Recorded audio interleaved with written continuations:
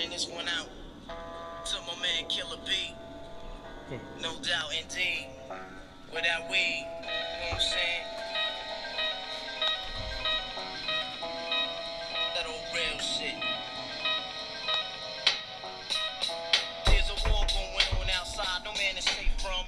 You could run, but you can't hide forever. Welcome, fans. Welcome back to the 6th edition of Drunk on Broad. I'm Rich Conroy. I'm Oscar McGow. We are not joined alongside by Nick K today because he has some things he needs to take care of in this upcoming week. We have a special guest joining us. He's walking through the gate right now, Michael Hudson. Oh, wait. I forgot to book him again. God damn it. Every time I try to book this guy, he's too busy for us. He's just a dad. He tries to be funny. He's just trying to be a dad. And, you know, it's tough. And John Rosker has some shots fired. Jamie, I love you. John Rosker, shut up. Nobody cares what you think. Thank you. Do whatever I want, bro. He does what he wants. He's part of the show. He's an Eagles fan. Honorary member. He bleeds green.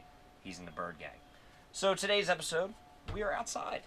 Why? It's beautiful. Because it's a beautiful day. It's the greatest day. And we just want to sit outside, talk sports, and drink some beer. Yeah, seriously. It's pretty much what we're good at and what we're not that good at. So anyway, we're going to roll on to our first topic. Last Thursday, what happened? NBA draft. Sixers, #1 pick after a fleecing of the Boston Celtics. Well, I'm not going to say fleecing because I think Boston fleeced us. They never had intentions of drafting Markelle Fultz. They never wanted Lonzo Ball, and they got their guy Tatum at 3. Hats off. Hats off to you, Danny Ainge in Boston. Hats off. You got the Sixers, but the Sixers also in exchange got you. Not only for this year's first-round pick, but a protected pick next year, and then a protected pick if that one falls outside the limitations. So if we get the first pick next year, or anything outside the 6th, or I'm sorry, anything outside the 5th, we still keep our pick. So 2 to 5, Boston takes it. If not, we still have it, and then so on and so forth. Sixers, no big surprise. They took Markelle Fultz. I wasn't surprised. Do I love the pick? Of course I do. 1, he's probably the best shooter in the draft. He has a lot of potential. He's a slice and dice guy, and more essentially, he's not Lonzo Ball. I don't like Lonzo Ball. I understand he's a facilitator, but that's why we have Ben Simmons. Ben Simmons is going to be a pass first, take it to the hole, dunk it kind of guy, while you have Markelle Fultz being the traditional shooting guard / point guard, depending on the position where you want him to play. Guy shot over 40% at Washington from outside the line, but the main question was with everybody, Oscar, why did Washington only win 9 games? I believe it was Tom Izzo who said, great players don't win tournaments or games. Great teams do. You could be the best player on your team, and without a supporting cast, let's be honest, you will never win a championship. Look at LeBron's early years in Cleveland. He took one of the worst teams to the finals, lost.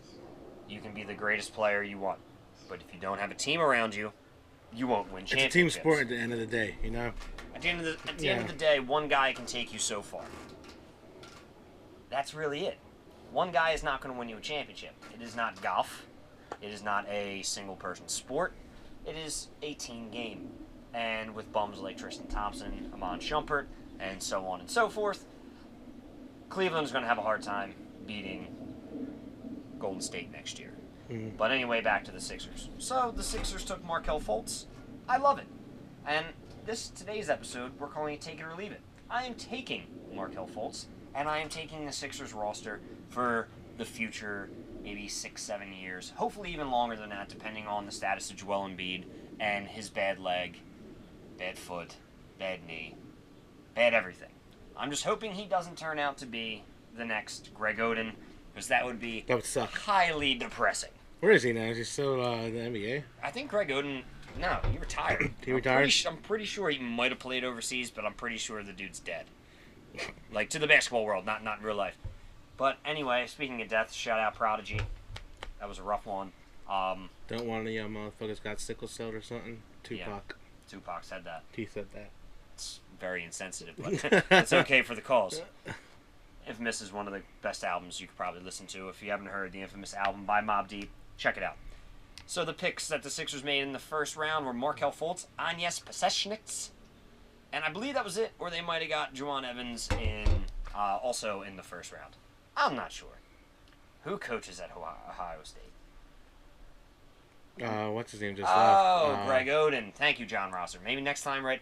Oden coaches at Ohio State, so I can follow my listeners. Well, I mean, it's... You tard. It's all right. I forgive him. I forgive him, because Rosser's a teacher, and he's shaping the young minds of our future. Yes, he's one of the best into a bunch coaches of degenerate I've drunks. What? I didn't say that. I didn't say that. I said that. But anyway, I think the Sixers are going to be well prepared and well off for the time being. Oscar is drinking the Australian beer, Foster's. It's Australian for beer. It is also delicious, and we still don't have a sponsor here on Drunk on Broad. Not yet. We're still looking We're still for working for it. We're still drinking for it, too. Yeah, I mean, I wish Yeti would sponsor us. My man, Patty J, got this for me for my birthday. Happy birthday to you. Super cold. Happy birthday to you. Happy birthday to Richard Conroy. Happy birthday to you. Why, thank you, Oscar. Cheers to that. Cheers. So, honestly, you know what the show's about. Sixers draft, I really have nothing much to say after that. I mean, I'm very excited for what's going to happen. It was an exciting draft for the Sixers. I mean, they got an A grade, which is always great. Just look at social media. Just look at every single fan, and just look at the season tickets so far. People are excited, which is what you want as a get excited as a sports person in general. Even if you don't like the sport of basketball, the fact that people are still in it, and I forget the number. It was like 1,000 season tickets sold right after the draft. I believe they sold. 10,000. 10,000 right I after the believe draft. It was 10,000. Apparently, they're going to be sold out every single game this year. Tickets are flying off the shelves. Apparently, in the front office, they have a bell for when they sell season tickets, and it's just been ringing off the hook, which is a great thing to see. Like, this is exactly what you want from the Philadelphia 76ers. You want these guys. You want everybody buying on to what the process was about. I was not a fan of the process. I don't like tanking. I don't like losing. But you got to understand, in basketball, it's the only way to get better. Exactly, yeah. And you're going to see why a lot of teams go out and sign big-name free agents, especially if they're good and especially in their playoffs, because that is technically the only way that they're really going to be able to compete. While you got young teams like the Sixers, you got the Bucks. The Bucks were bad for a long time until they got Giannis Antetokounmpo. I believe they had Caldwell Pope last year. Maybe. I'm not sure. I just drew a blank. Well, essentially, the NBA doesn't work like any other league. Like exactly. The NBA, I mean, like the MLB or even the NFL in that respect. Like, what was it? You had the Bucks, the Blazers. Yep. And I forget the other team like that I've known in recent years sucked. And they were awful. And then, it takes a few draft picks and... You get a guy like Damian Lillard. You get a guy like Giannis Antetokounmpo. They just got the Rookie of the Year, who won. Dario was shafted. That's going to be another topic for take it or leave it. But you got to understand, things like that don't really mean much to a young team. Rookie of the Year, great. Wow. But it's more about consistency and what you can do for your team. And that's why I like Dario's attitude. When he's out there, he plays hard. He gives it... he'll give you the full 82 games. I mean, he played 81 last year, but still, they sat about that one game. You got guys who watched him play overseas in one of the hardest leagues, and they said he was constantly putting himself out there. He was playing all these games. He was giving it 100% every single time. We'll talk about that, John. We will talk... Oh, God, I keep losing my spot. But anyway, you want a guy who's going to give himself 100%. Was I drinking today? Maybe. And yeah, we are going to talk about that. And we are going to definitely talk about that ass cloud. But for the Sixers, I think that they did a great job with the draft. You have a reason to be excited to watch this team. Last year it was Joel Embiid, Ben Simmons, but then Ben Simmons goes down in Summer League. Joel Embiid shows his flashes of brilliance. Then he goes down. And then you're kind of left with the ragtag team that you were used to seeing. So I believe, hey Marla, obviously it's very hard for one person or two people or three people who are honestly terrible to lead a team and to get you interested. I mean, look at the Phillies this year. Sorry for comparing the Sixers and the Phillies, but the Sixers were more exciting. The Phillies are atrocious. I love baseball. I can't even watch my favorite team play because they are that bad. There's the difference between playing hard and playing baseball and just playing pathetic baseball and having pathetic excuses of people who are your such star players, as in Maikel Franco and Odubel Herrera. Odubel Herrera didn't even attempt to run out one of his strikeouts yesterday when the ball got away from the catcher. He makes stupid mistakes just when he's up at the plate. I mean, swinging at balls that are in the dirt, things that are breaking on his hip, that you know that aren't going to be strikes at all. I just don't understand why they can't figure it out. Then you got Maikel Franco taking a ginormous lead off second base and getting picked off. Like, where are you going? You have 8 fridges on your back. You're not going to go anywhere. But I do say one thing about the Phillies. The shining light is John Kruk came around. John Kruk has been doing an awesome job. An awesome job in the booth. He was eating cake yesterday. He was talking about the Food Network. Like, he is absolutely entertaining. And that's kind of one of the reasons why I watch them. I honestly do enjoy listening to hear what stupid shit John Kruk's going to say, because it's the only thing entertaining about the game. And it sucks that is the only entertaining thing about it. And that is the worst part of the game. Yeah. So, as John said, the Sixers are definitely making basketball fun again. I mean, basketball for some has always been fun, but being the Philadelphia sports fans that we are, it hasn't been fun for a while, because we haven't had that taste of winning. People want to say that we like to be negative. We like to be that fan base who is always so critical of our teams. It's not the fact that we're critical to a fault. It's the fact that we feel, and I feel this as a fan base, we understand the sport better. We understand our sports community better. And we just actually analyze the game. Like, we put the stats and the numbers to the games, which gives us a little more insight than, oh, the Bears won today. All right, what was the score? I don't know. I just heard it on the radio. Well, you're a Bears fan. Well, yeah. Eagles, they'll tell you what happened, what play, who fumbled it, who was offside, who was on that way, who picked his nose in the huddle. You look at the fans and how dedicated they are to their teams and to their so-called processes, which I don't like that word because I don't believe in them. You see the passion and the dedication that we have for our sports to strive to be the best. And that's what you want out of your fan base. The problem with the Phillies right now, I'll go back to them, is Pete Mackanin does not criticize his players. Every time he criticizes his players, he takes a step back and goes, whoa, maybe I was a little too hard on these guys. Well, if you're ever a parent, I don't think you're just going to keep telling your kids that they're good at something when they absolutely suck, because it's not going to help them grow. There's a thing called critiquing, Criticism, constructive criticism, things like that to help kind of steer your kid in the right direction. You know, if your kid's getting F's, you're not going to say, oh, wow, John, you were so smart. I can't believe how smart you are. Look, you got a 46. That's only 64 or 54 points away from being a 100. That's so great.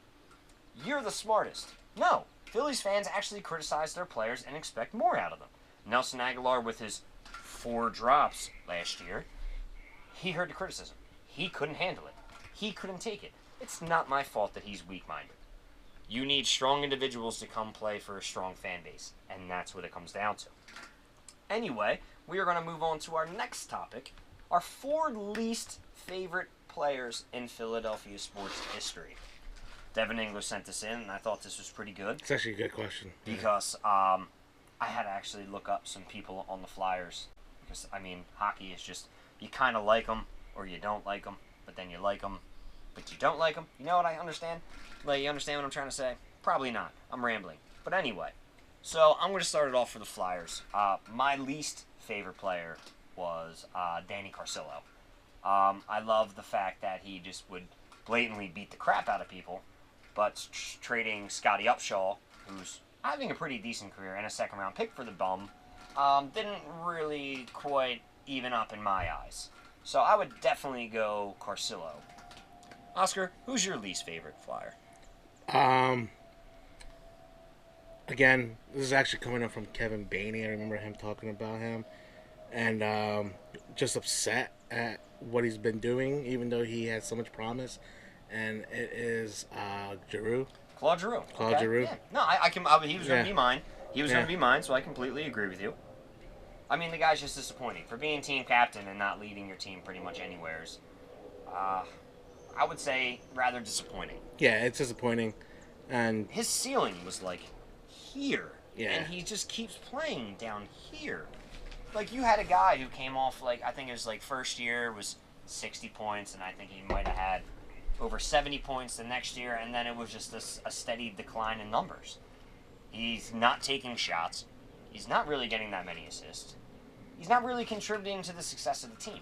And did you know that the Flyers, honestly, the Flyers were the only team in history to have a 10-game winning streak and not make the playoffs? That's ridiculous. Yeah, I do That remember is insane. Yeah. I believe you get, 3 points per win? So that's you got 30 points in a row, and you couldn't make the playoffs. That's pretty pathetic. I mean, it also doesn't fall just on G. It falls on the whole team. But in my eyes, I think he's the one who probably needs to go if the Flyers do decide to move him. Moving on to the next team, the Sixers. Who was your least favorite player? My basketball knowledge is very, very limited when it comes to Sixers. You can name somebody on the team currently. Yeah, and then, I mean, just trying to think. And I'm thinking like a Judas. What was his name? MCR that left away? No, not him. Oh, Michael Carter-Williams. Yeah, Michael Carter-Williams, yeah. Yeah, we traded him away. Yeah. I can see that. Yeah. He wasn't that great. He won Rookie of the Year, but other than that, he has no career left. I mean, he's still playing in the NBA, but he's nothing like what he should have panned out to be. If I had to go with my least favorite 76er, it would definitely have to be Andrew Bynum. Because I remember when we got him and we thought, hilarious. oh my God, Andrew Bynum, he's that missing piece. Oh, he was so good with the Lakers. And then I don't even think he played a full game for us. Or I think he played 2 games. And then hurt his knee and then decided to go bowling and hurt his other knee. Yeah, So he had that to me, Beatles that haircut. was the most disappointing and definitely one of my least favorite Philadelphia 76ers. Moving on to baseball. Who is one of your least favorite Phillies? Let's think about that. I mean, I have a couple I can name right off the head. I mean, I would probably go with Me being Travis Lee being one of my least favorite, just because he was like beyond mediocre. I'm not actually a Phillies fan for everybody to know that out there. I am a New York Yankees fan, and you You guys, can boo him because he's a Yankees fan. you guys will love this guy, but I absolutely don't even care about him, dislike him. Cliff Lee. Okay, Cliff Lee. He's Yeah. mad that Cliff Lee didn't want to go to the Yankees. Exactly. Papelbon. Yes, Jonathan Papelbon. He would be another one. I would go with, let's see who else. Who else couldn't I stand? Devin said David Bell. I didn't really necessarily hate on David Bell. I believe he hit the cycle in one game, which is actually pretty impressive. I would have to go Jeremy Giambi. That was awful. Jeremy Giambi. Of course, we get the worst Giambi out of the deal, which is absolutely Did he take atrocious. steroids too? I wouldn't, dude. I don't doubt that coming from him. Yeah. I'm gonna go Ruben Amaro. Ruben Amaro. I'm gonna go with. He was one of my least favorite Phillies. I could go with Ed Wade, just in the front office. He was one of my least favorite. Kendricks. Oh, dude, Kendricks was the worst. Kendricks was like the most mediocre guy. He came in the league. Oh, I'm a sinker ball pitcher, but then he wouldn't throw his sinker low enough, and he would just get teed off on. It was pretty atrocious. Like, yes, I completely agree. Kyle Kendricks. Let's go Omar Dahl. Omar Dahl when we signed that bum. Oh my God, Brandon Duckworth.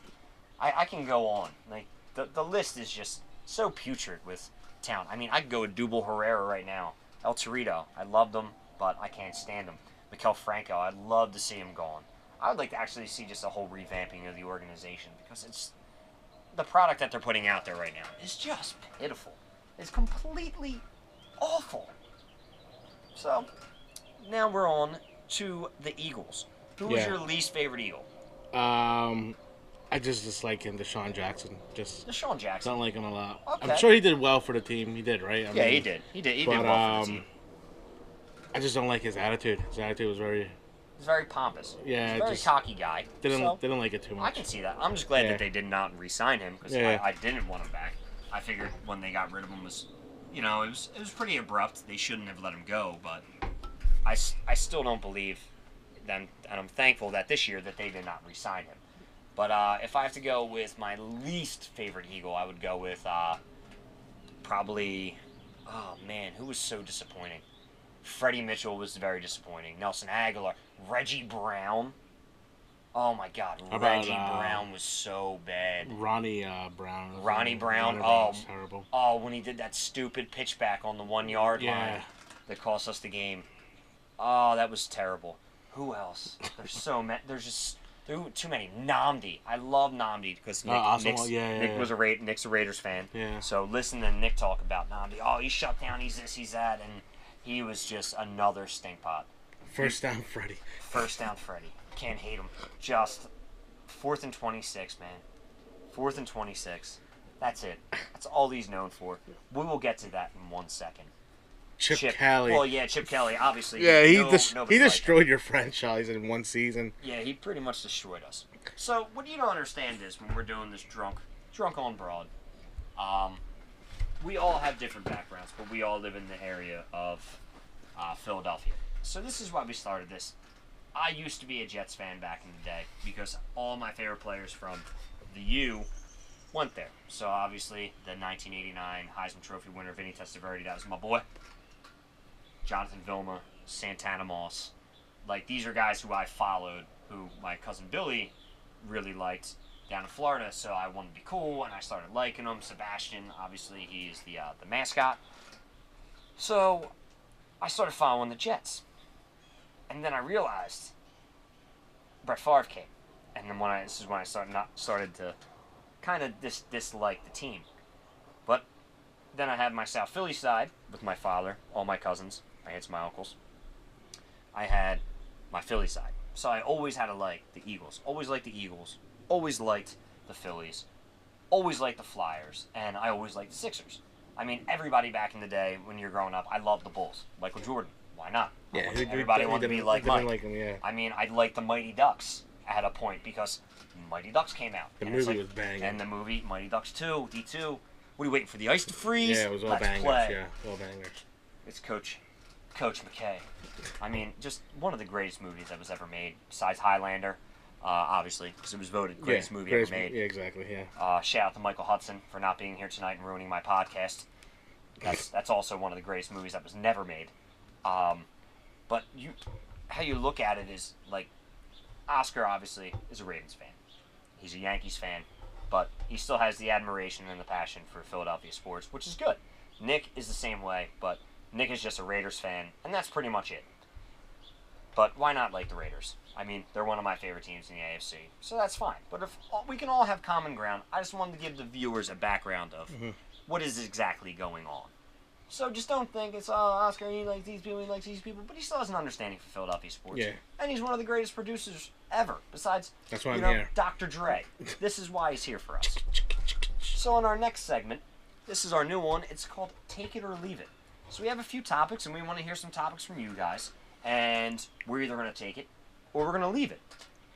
So our first topic, John McEnroe was in the news for some utter crap. I listened to the audio. I read the audio. Obviously, I read the words that he was saying. I can't read audio. First off, I want to blame NPR for that interview. NPR is the worst. I want to blame them for that. NPR is, like, worse than hipsters. Like, they are, like, they're so liberal. It's insane. Like, I'm liberal. Don't get me wrong. I'm very liberal. But there's a difference when between... you are liberal to a fault, yeah, it's kind of sickening. It's just as bad as being an ultra, conservative.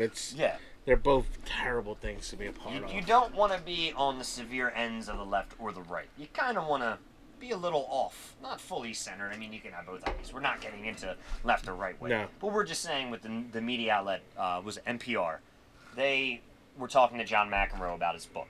I don't know if any of you had seen this, but he mentioned Serena as being the best female tennis player ever. Ever, yeah, of all time. The NPR lady goes, well, you said female. Why not male?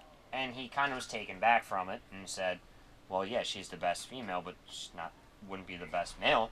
Well, why do you say it? She'd be like 700th. Obviously, that was an exaggeration, but you put a guy on the spot. You're trying to get an answer from him. You're trying to call him a misogynist, which is not true. You're just taking what he's saying out of context and It's trying to spinning it, turn him yeah. into something that he's not. Mhm. I respect John McEnroe. I think he was one of the greats. He wasn't that great, but he's still one of the greats and the legends, especially because of his temper, slamming the rackets, all that. It's awesome. So, take it or leave it that Johnny McEnroe is a misogynist. Leave it. I am going to leave it. Why am I going to leave it? Because, honestly, it's science. When we were growing up, all right, we were about, I'd say, 12. And I remember it was our Stratford team, our Stratford baseball team, and we played against Blackwood, and they had this girl, Becky, pitching. She mowed down Mike Gebert 4 times. 4 strikeouts to Mike Gebert, and I think she struck out Matt Eberhard 5 times. She was a beast.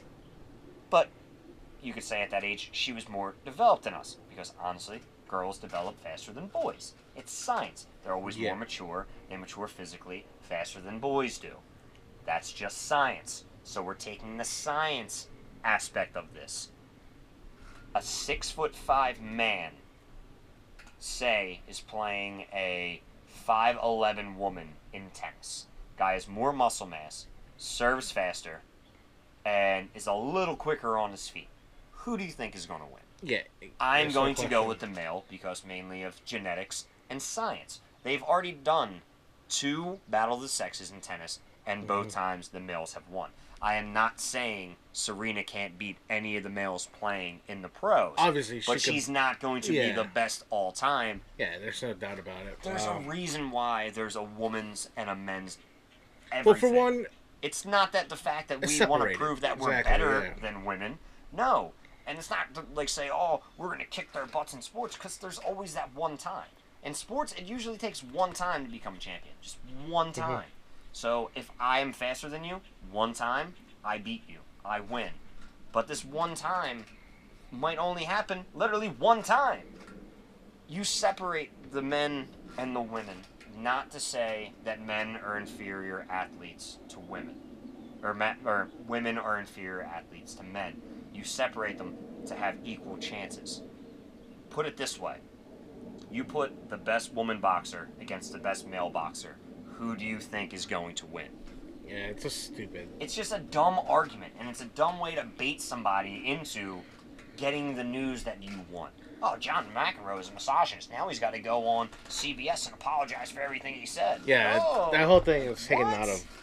So taken out of context. And it really upset me, too. Like, does anyone honestly believe that Serena Williams could beat, Nadal? She could beat even... what's the Russian guy's name? Djokovic. Yeah, like, there's just, like, no chance. Like, Roddick. And if you think that she can, you're dreaming. Like, there's seriously no chance. Okay. Could you put Annika Sorenstam, and in her prime when she was killing it, versus Tiger Woods in his prime when they were killing it at the same time? No, because Tiger can hit the ball further. You might say, well, that's only one thing he can do better, but usually that's what you have to do in golf. All day IPA, yes it is. Yes, it is an all day IPA. Oh, somebody asked a question? Up here, yeah. Yes, it is. Yes, it is, my good man. Thanks for checking that out, Justin. Thanks, bud. So our next topic, and take it or leave it. So Florida is, I believe, up in the World Series right now. I believe it is. Florida is winning the College World Series. Let me just check this real quick. Double check. This is where we have phones out. LSU. Let's see who's up in the series. Because honestly, I haven't watched it. And I'm trying to... Yes! Okay. Florida is up 1-0. So Oscar pointed out he was watching the game the other night. I wasn't last night because I was sleeping. It's what I do when I have to go to bed at 8 o'clock. Florida won, and Oscar was saying in the 9th, Byrne came in to pitch for Florida, and he shut him down 1-2-3. He said it was 3-2 in the bottom of the 9th, and a guy took a pitch for a called strike 3. Oscar said, what should the coach do? Should the coach just leave it, or should he take some action? So that's how we're going to play this one. Mm-hmm. So I'm going to say the coach will have to take it. I don't think he should leave it and just forget about it. You need guys to go out there and perform. If it's close and it's 3-2 and you played sports and you played baseball, swing the damn bat. What it comes down to is you need to generate runs. You need to stay alive. swing the damn bat. It's what the game's about. You know it's a close game. I believe they only won by 1 or 2. Yeah, I think it was just 1. You have to put the ball in play. I mean, LSU is a good team. Don't get me wrong. Do I think Florida's better? Yes. I think Florida's more well-equipped. Their starting pitcher won 7 2/3 innings and had 12 Ks, I believe. And LSU pitched by committee. I think they had 2 guys go 3.5 innings apiece or something like that, and then they brought in another reliever. But when it comes to the game of baseball, you have to generate runs. Swing the goddamn bat. That's all I'm saying. Oscar, what do you think? Yeah, I would just, honestly, I would drop him. Fuck him. Cut from the team. Cut. Anything about it. How about that kid from Oregon State? Did you see that? Oh, that's so creepy. That was one of the creepiest things. Didn't register as the sex offender, so he wound up getting kicked off the team. Had to be, he removed himself from the team. Yes. But he'll still be eligible next year to play. Yeah. I don't necessarily agree upon that. So our next question. This is referring to the clown box who is LeVar Ball. What should Magic do with LeVar Ball? Take it or leave it? Honestly, the guy's a genius, actually. He is a genius. He's a genius. He's he a really marketing is. genius. He's a fucking genius. He's making millions off of just his own craziness. But that being said, as a general manager, I would leave it. You don't need that distraction. If anybody knows anything from just a major superstar dating somebody toxic, a major superstar getting into a toxic situation like the Lakers and Kobe Bryant with that mistress and whatnot, anything that distracts the team or distracts the media to the team is bad, and that is what he is. That being said, he is drafted. He is a Laker. Nothing you can do about it. Nothing you can do about it. If you could cut your losses, cut him. But I just hate that. I can't see him being a Laker for 2 more seasons. Honestly, Yeah. It's a big market. It's just I can't see it. I mean, I look at it this way, and Justin is absolutely right. He has his own brand. It's all his money. If Lonzo performs, it's endless. Yeah. So, but here's the thing, Justin. Here's the counter to that. And if Lonzo doesn't perform, then LeVar's back to where he was in square one, trying to promote one of his sons to be drafted in the top. And I think Lonzo is probably the best one. I saw the videos and the highlights of his other sons. I honestly forget their names because I don't pay that much attention to them. But LeVar Ball was on Raw last night with The Miz, and that was terrible. I'm glad I didn't see that, but I woke up to it, on Twitter. But I'm going to go with the opposite. I'm just going to say you're going to take it. Mm-hmm. Why are you going to take it? Because I don't think he's going to have that much effect on the Lakers organization as a whole. I mean, LeVar can be pompous, but he's a great self-promoter. He knows what he's doing. He's very well equipped with knowing what he's saying to get the right attention. And people like that are dangerous because, honestly, they know what they're doing. You look at him, he's a joke, but now he's being brought on to one of the biggest markets in the world, WWE. He's being brought on some of the biggest sports markets and some of the biggest sports channels.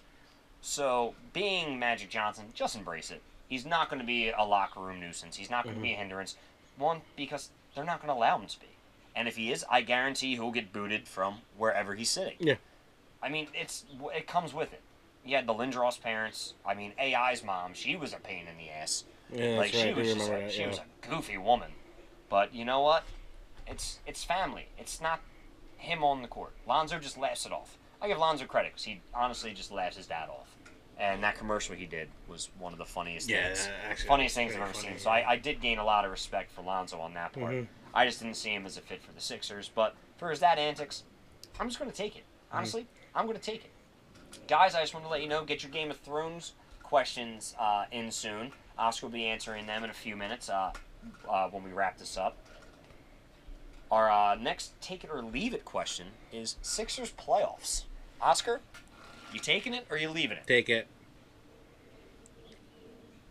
I can't see them not making the playoffs. I completely agree with you. I'm going to have to take it. And I can't see them not making the playoffs because they are one free agent acquisition away from getting the shooter or getting the player that they need who would be a shooter, maybe a J.J. Redick type, an Otto Porter, some guy like that who you can bring in who will be able to shoot and not only shoot but have be a difference for the Sixers. Sorry, how to look at that. So you look at the Sixers and you look at the strength of the East. The East is literally the worst division in basketball. We both know that. The East and the West. Who has the most superior talent? The West. The West, everybody always competes. I mean, teams with 500 records get snubbed out of the playoffs. But teams in the East, you can have a sub-500 record and make the playoffs. Oscar, are you going to take it or leave it 40 wins for the Sixers this year? 40 wins? So I think that would be 40 and 38? Yeah. 40 and 30, something like that? Yeah, right. 72 games in a season. Or no. Yeah, is it 82 games? So 40 and 42? Yeah. I mean, I could see them doing that. I think they're going to win 40 games and still make the playoffs, but I don't see them being any better than that.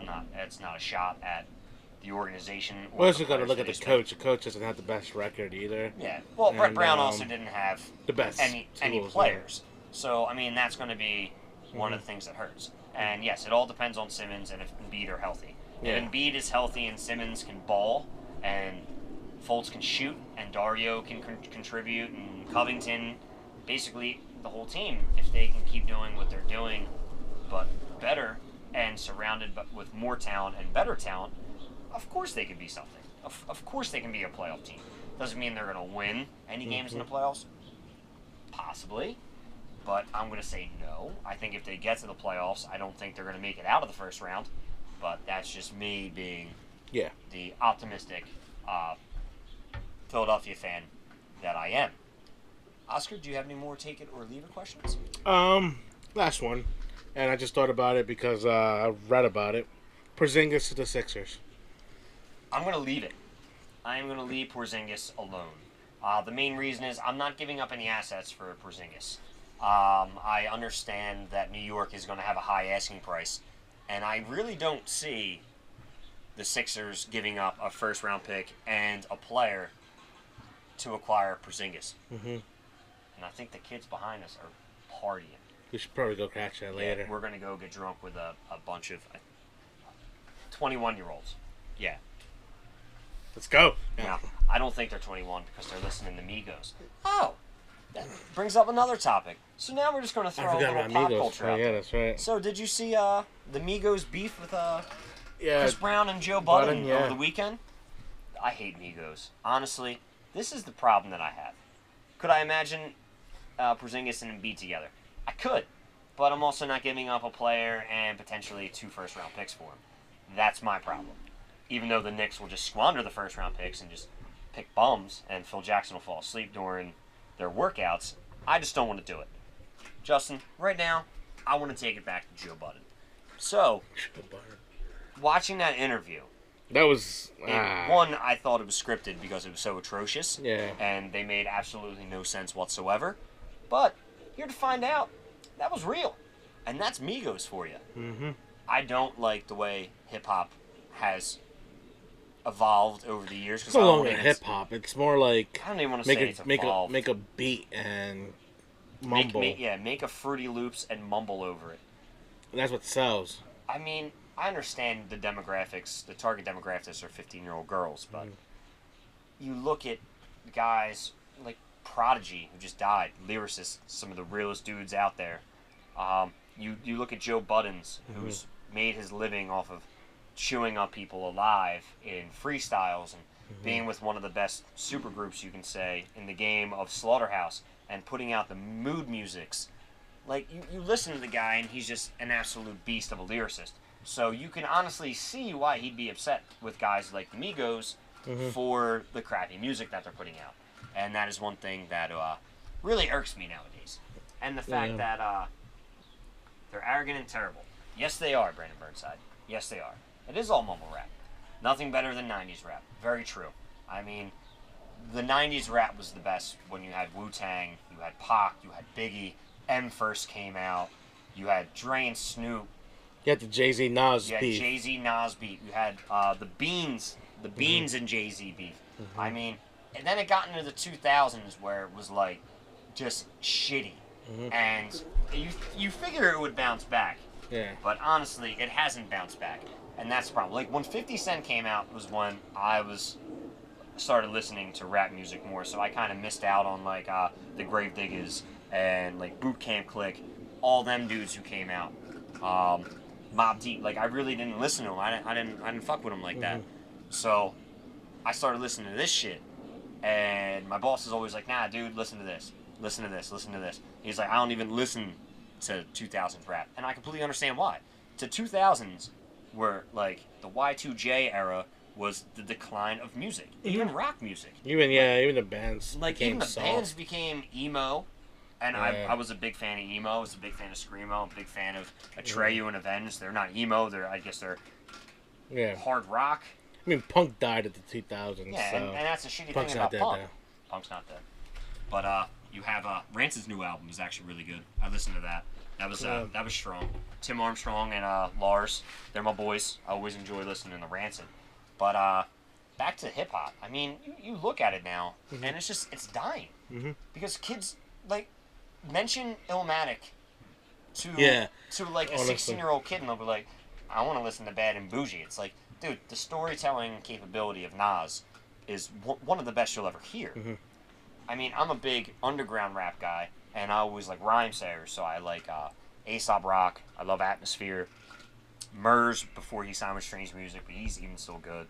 The Grouch, Dilated Peoples. Like, it's good rap. It's storytelling rap.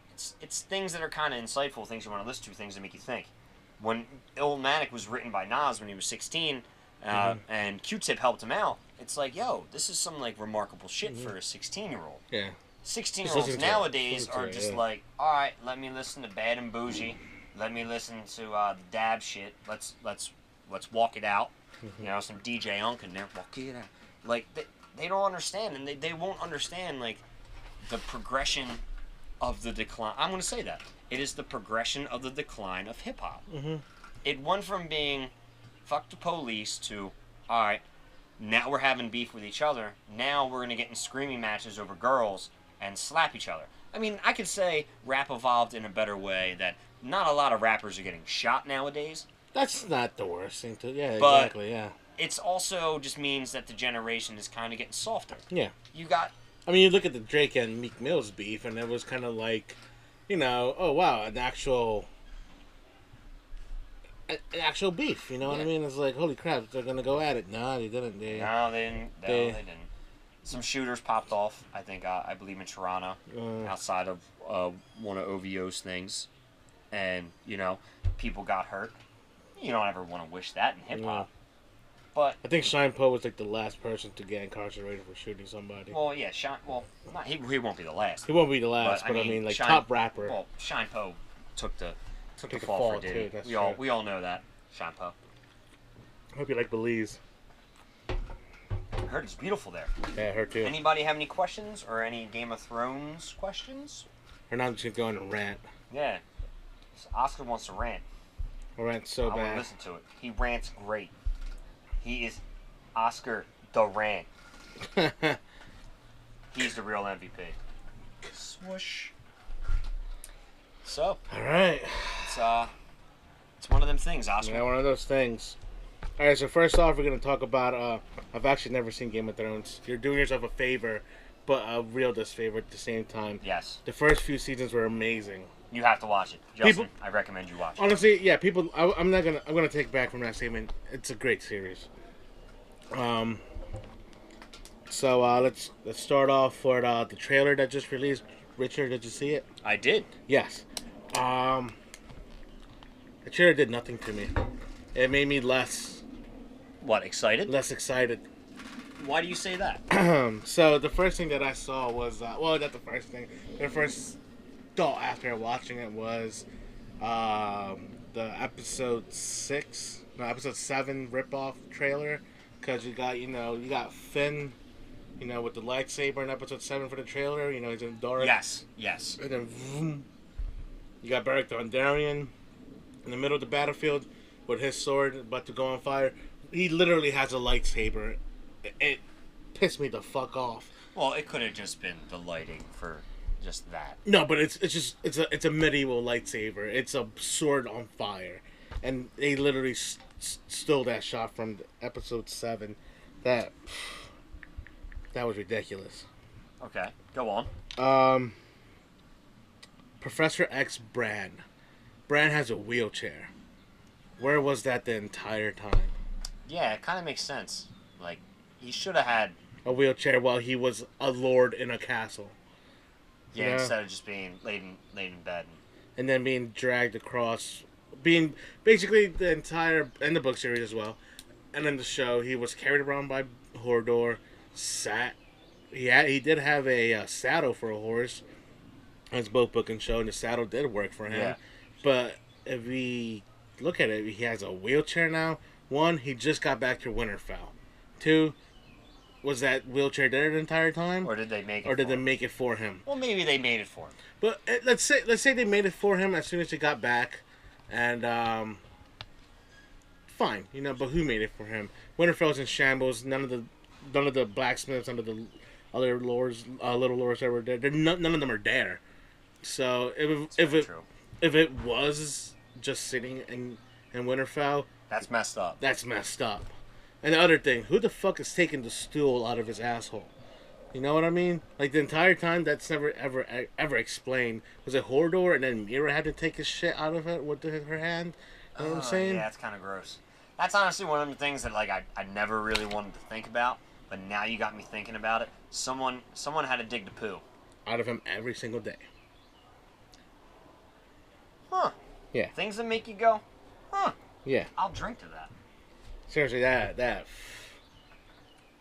I've actually... I know, that's the same question.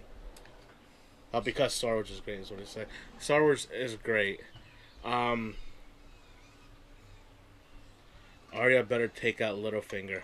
Michael Yes. Hudson finally joined us. That's crazy. That's crazy, Because yeah. I'm trying to get him over here, and I got to give out 3 more digits of his phone number for listeners who want to call him. So that's good. Anyway, go ahead. Arya Littlefinger. Arya Littlefinger. No. I don't think this... Actually, I'm still thinking too high of the showrunners. But looking at the trailer, maybe. Arya's definitely in Winterfell. And, yeah, I could see Arya taking out Littlefinger now that I'm thinking about it. Yeah, it's not that bad of an idea. But I don't want it to happen. I think that'd be the stupidest... It would be... We already discussed, we both think Arya dies. Yeah, I do think Arya dies.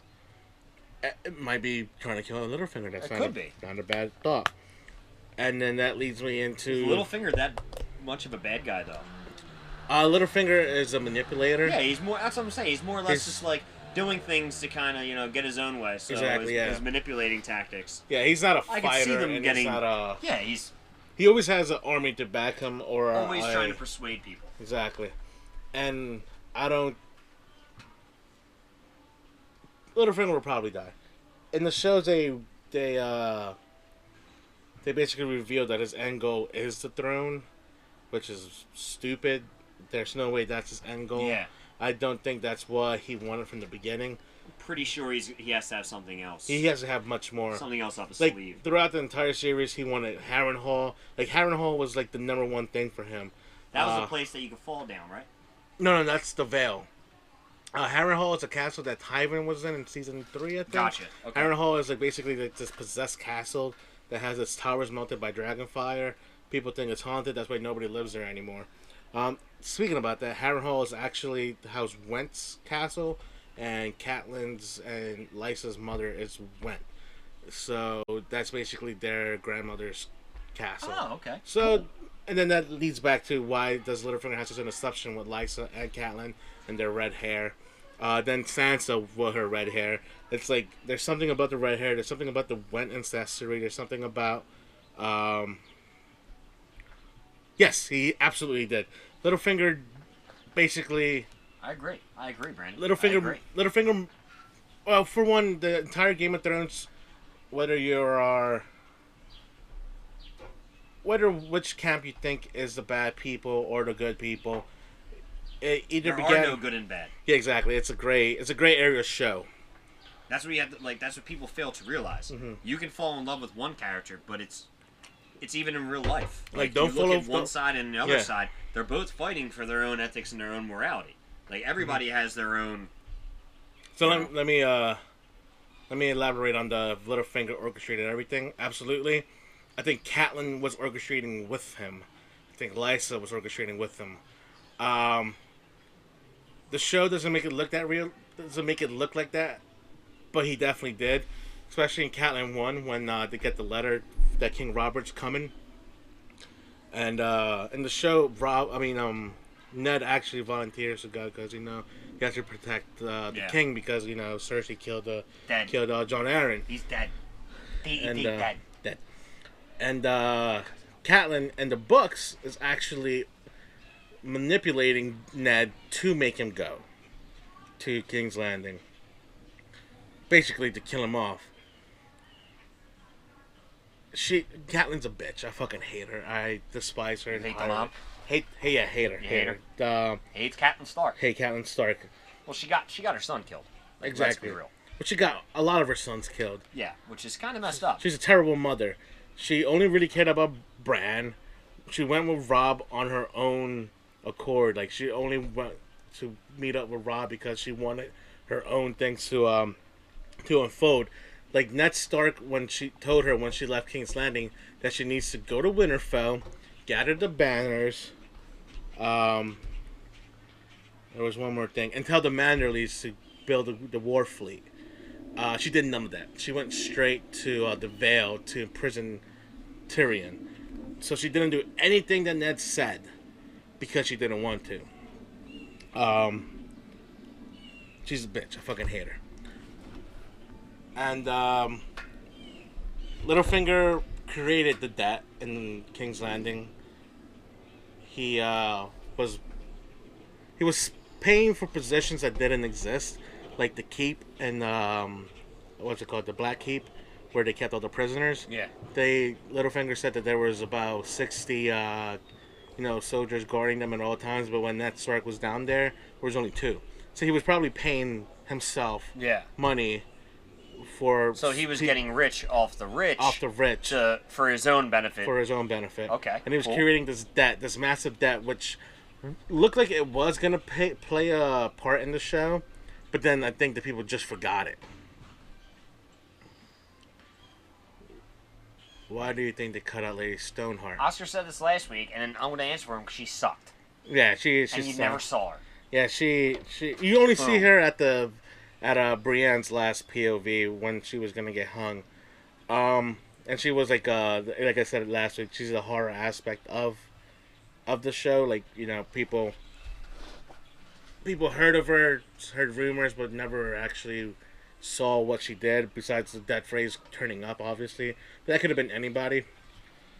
If you're just joining in on Drunk on Broad. Our sports aspect is pretty much over because right now Philadelphia sports is at a lull because the Phillies suck and we're not talking about them. So now we are on Oscar's segment of Game of Thrones talk. Drunk on Thrones. This is what Drunk on Thrones. Cheers. Yeah, I thought we called that last week. Drunk on Thrones is awesome. Not So to be back- confused with Drunk on Bones. Completely different. That got weird. Yeah, they got really weird. weird. Why do I think they cut out Lady Stoneheart? Because I think Arya Stark is going to become Lady Stoneheart. She's going to die. As you've seen Yeah. in the show, the combining of characters. So it kind of Yeah. does make sense for Arya to die off and Be resurrected. and As a- her story to tie in with her mother's. Yeah, as a dying assassin. As an undead assassin. That's dope. Yeah. I could like see that. I could see it. I actually like that though. Her being Yeah. an undead assassin. I don't Yeah. have a problem with that. Me either. Because I kind of didn't like the Faceless God storyline with her. Yeah. It kind of bored me, especially the beef with that chick that they never really like There was settled there or was, even yeah, or explain why there was a beef. why that Yeah. chick just wanted to kill her. Yeah. It's kind of annoying. Yeah. So do I think Catelyn Stark will make an appearance as Lady Stoneheart at the end? No. That ship has sailed 3 seasons ago. Yeah, it's pretty over. Yeah, it's because not what's her gonna name happen. was supposed to be dead by now. The blonde chick. Oh yeah, Brianna Tarth. Yeah, she was supposed to be dead. Brianna Tarth was being hung, and with Podrick, and the last thing we hear from Brianna is sword, which she which is one of the words that Lady Sonar said. It was like, you take the sword to the noose, and she said noose.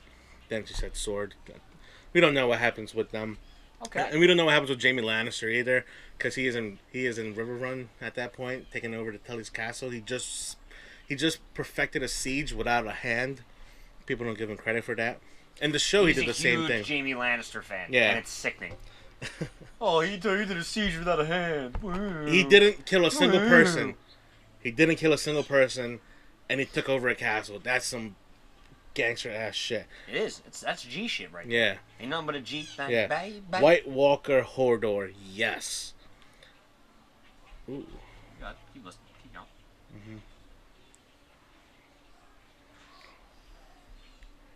It should be fine. Keep going. We're still on our podcast. Yeah. Oh, we're back. I can edit that. But White Walker Hodor, I think there was there's like little glimpses in the trailer that showed Jon and Jaime is everyone's favorite character. That showed like glimpses of like dead bodies. And then like crows flying through. It looked like there was somebody at least a little bit bigger than everybody else in that crowd. That might be Hodor. Could be. Yeah. I mean, I don't necessarily think that Hodor is going to become a White Walker. I mean, no. He might, but you can't become a White Walker if you're killed. Like a White's a living person. Yeah.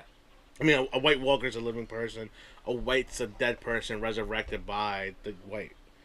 That dude. Yeah, but the Night's King, which they call in the show, we're not sure who does it in the books. I think we had to see Hodor because he was just killed in a very depressing manner. Hold the door. Hold the door, and Hold I the think door. I want to see. I want to see him kill somebody. I want to, see, and that leads me to my next section of the Fellowship of Winter. You got Jon bringing 12 people to the Night's King in the trailer. I don't know if you guys saw that. I did see that, yeah. Yeah, he literally brings 12 people to get this White Walker killed or try to make proof with it. So that's reminiscent to the last hero story. He brings 12 people, a horse and a dog, to fight the Night's King and to end the long night so the summer could be restored and whatnot.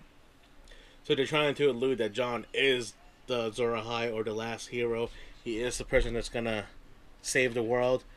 And Very interesting. so far in the trailer we get to see that 7 of the 12 people is Jon Snow, Tormund Giantsbane, Jorah Mormont, Gendry, Doras of Myr, Beric Dondarrion, and the Hound. They're all with Jon going to basically The Hound's with him? death. Yeah, absolutely. He's right there. He's bigger than most of the people, and you could see it in the trailer. That's pretty dope. The Hound is... That's pretty dope. If it's not the Hound, who is it? Like... I don't think he's Azor Ahai. There's an essay written... I actually forgot the guy's name. It's called Jaime Lannister, a Lannister.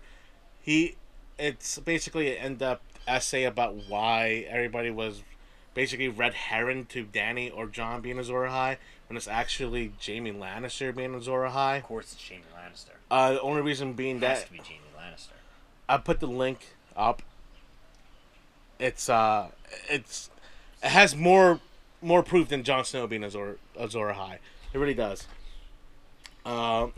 He's just a super fan. It's Yeah, you heard that theory. Yeah, it's the most convincing theory besides Jon Snow, honestly. Such a super fan. One more thing.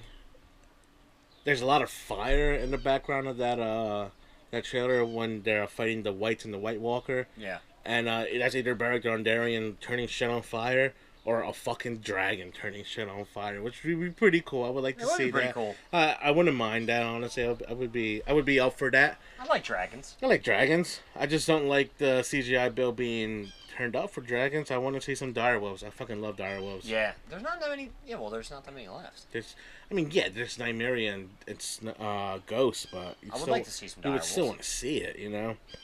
And I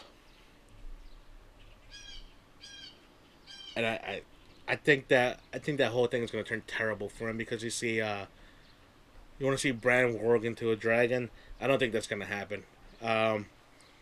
I think Bran warging into dragon might actually kill it, and the only reason why is because dragons are only bind to Targaryens, and the blood of Targaryens, and having its mind being basically controlled by somebody that's not a Targaryen would do devastating things to it. I think they were born in the fire of Valyria, hence they won't take well to a Stark who was born in the winter. Feel me? And the whole... So do I, Trace. I wouldn't mind a baby dragon. That would be pretty dope. Baby dragons are gangster as shit. They are. And who's gonna mess with you when you're walking down the street? It's like, yo, it's me and my dragon. But do you want a... Rhaegar. Do you want a Dragon Ball Z dragon, or do you want a Game of Thrones dragon? I want a Game of Thrones dragon. Yeah, me too. Not like Smaug from Lord of the Rings. Well, a Smaug would be dope as hell. Smaug would be dope as shit. Smaug will talk to you. Or how about the dragon from what was the movie? Dragonheart. Dragonheart would be. But then he had to shit. kill it. Yeah, that's which right. that broke my heart, man. Killing dragons, like that was your boy, man. It was Sean Connery. It was Sean Connery was the goddamn dragon. That's like when Will Smith killed a dog in fuck. I Am Legend. I Am Legend. Dude, yeah. that was sad. I saw that. I saw that eye cut and I saw the teeth. I'm like, yo, dog, don't do it. And he's like, and he's like, oh my god, he was so upset when he did that. I agree with Tracy. Baby Smaug would be the shit. Baby Smaug would be dope. I would probably take Baby Smaug over everybody. Yeah, but the only thing is he's gonna get so big, but he'll show you where his treasure is. Maybe. So it'd be pretty dope. It's like, yo, Baby Smaug, where's the treasure? Oh, I got you, Dad. Come on, fly on my back. And all of a sudden, flying on Baby Smaug, he'd be like, yes, we're almost there. Now I'm going to eat you. See, it's just Smog's a dick, dude. Smog is a dick, but he's the best kind of dicks. What kind of foods are the best kind of foods? These ones are shaped like dicks. Best kind. So what do I think of the 5 spin-offs coming out? What 5 spin-offs? There's 5 proposed spin-offs. What, Game of Thrones? Of Game of Thrones universe, the Song of Ice and Fire universe. The few ideas is like Robert's Rebellion, which is before the Game of Thrones. I don't care. It's just basically him and Ned Stark battling a lot of shit. That's funny.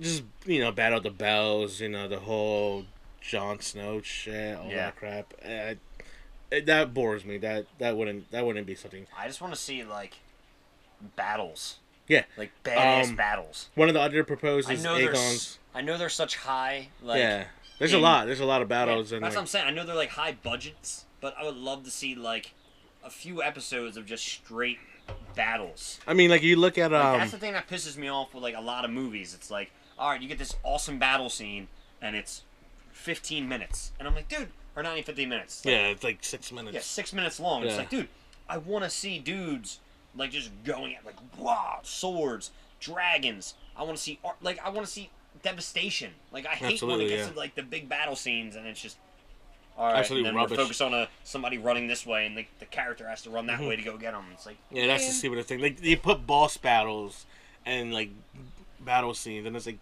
the whole battle is a battle. Why are you just like looking at the boss battle? Yeah. Like that's the stupidest thing. But God damn it. One of the other things that Makes me sad. Go ahead.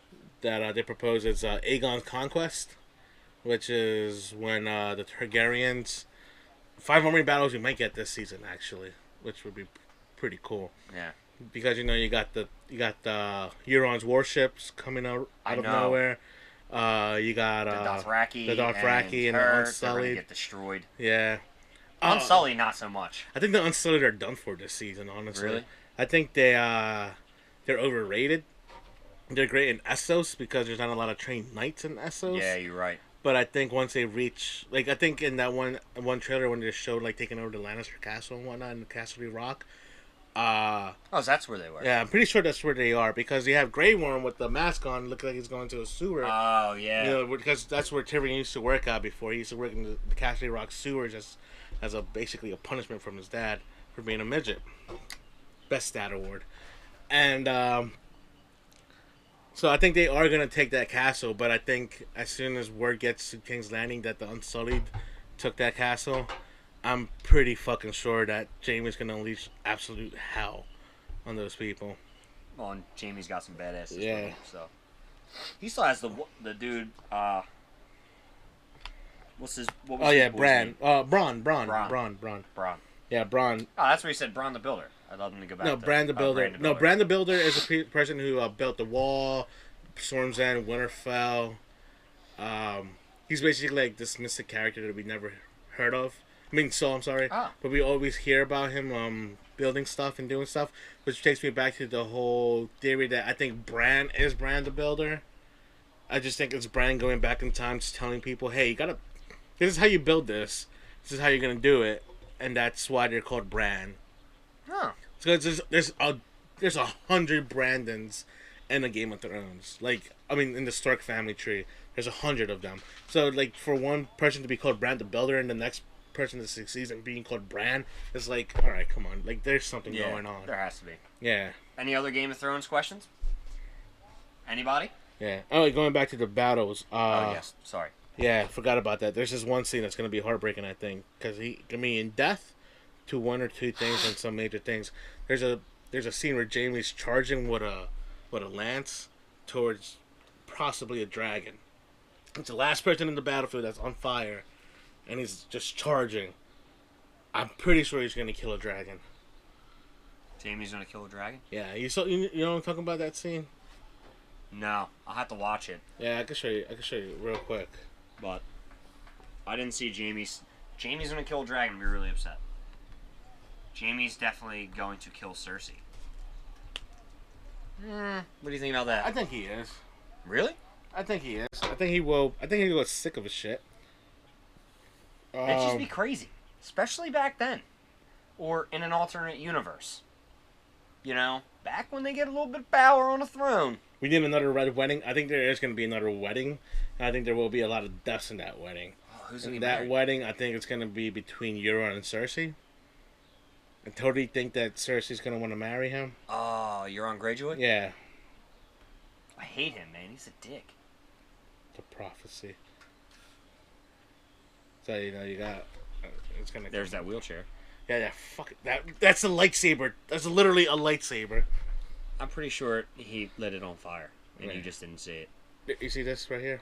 Ah. Yeah. He's the only one on the battlefield. He's charging somewhere. But a lance is going to kill the dragon? Dragons are the most killable things near the eyes and the head. Ah. Yeah.